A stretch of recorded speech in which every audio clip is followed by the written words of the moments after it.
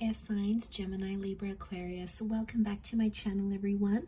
Thank you for being here with me for your weekend tarot reading. We're going to be looking at what are the messages for you these next 24 to 48 hours, and we'll see what comes up in relation to love. So this is for Gemini, Libra, and Aquarius, Sun, Moon, Rising, and Venus. So let's go out and lay out a few cards here and see what's going on here with you, air signs. What can you expect? What are the messages here for you?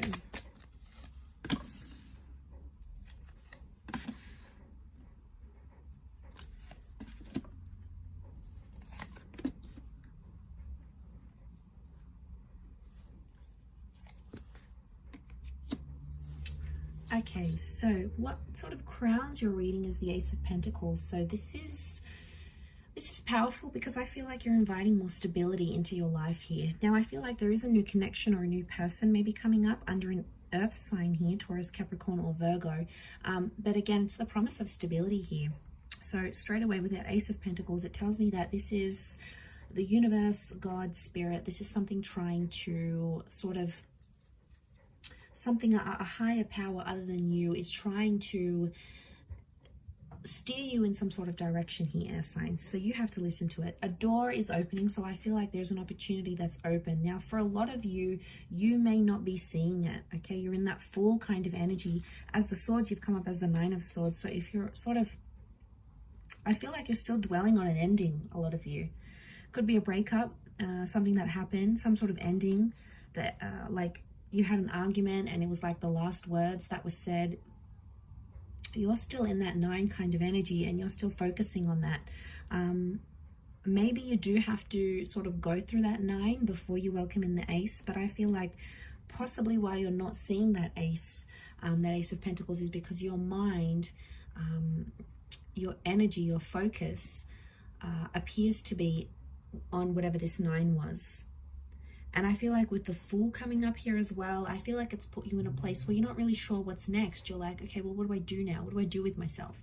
Now that this is over, or now that they said they don't want this, or now that, you know, X, Y, and Z has happened, you know, now that sort of I want a new chapter, I want a divorce, you know, I want a separation, now what?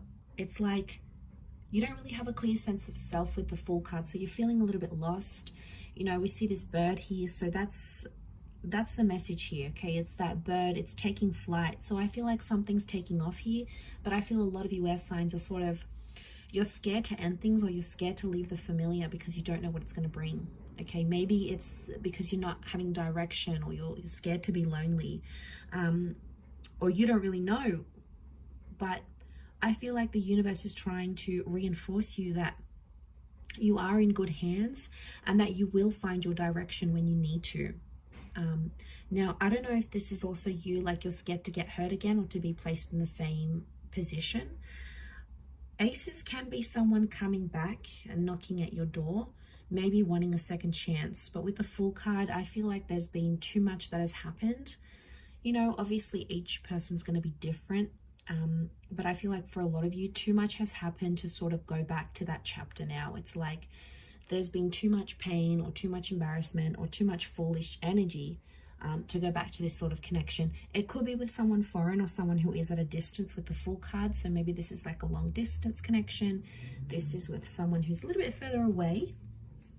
Regardless, to have that come up in the reading, I feel like the universe is telling you that there is an opportunity that's coming.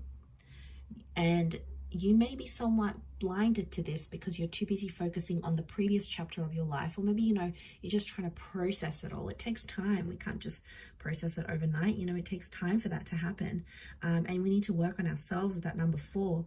But you do have the 4 of Cups, which is telling me the universe wants you to enjoy the surprise. And the universe right now doesn't want you to know what's ahead, because it's like, it's going to take away from the excitement.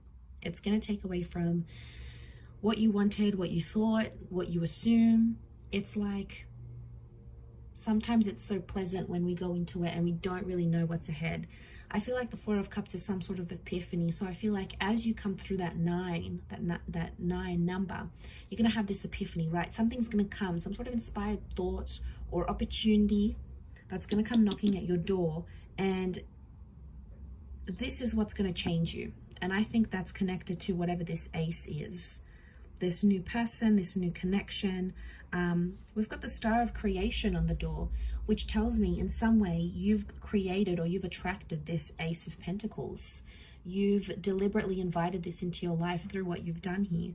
But I keep getting this, that you guys are still stuck on like, okay, what if this is not going to work out? Or what do I do now? How am I going to support myself? You know, how am I going to get into this relationship? It's like you're too busy questioning the practicalities of it, when sometimes you just need to trust. I do see you with the Seven of Pentacles. You are planting some seeds, so you will take the necessary action you need to work towards whatever this ace is.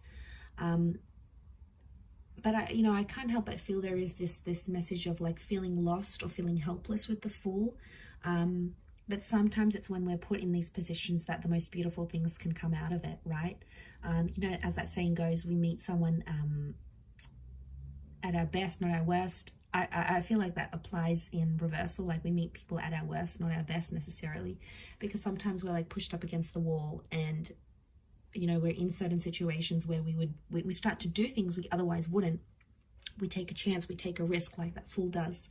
So the message overall here for you air signs is that you have to take a risk for this ace, and it's going to be worth it, because without taking this risk, you won't know what's ahead. You won't be able to enjoy it, because if you're not going to sort of leave that comfort zone, leave that relationship, or leave that kind of person, or leave behind singledom, whatever chapter you're going to, how will you ever know what that ace is if you're too busy focused on that 9? There could be some tensions here. Notice how there's like tensions here with the 9 of Swords and the 4 of Cups looks on. I don't know if this is like you're sort of watching and waiting. Maybe some of you are waiting for someone to reach out, or you're waiting to see if things sort of get better, patch up, and then make a decision about that.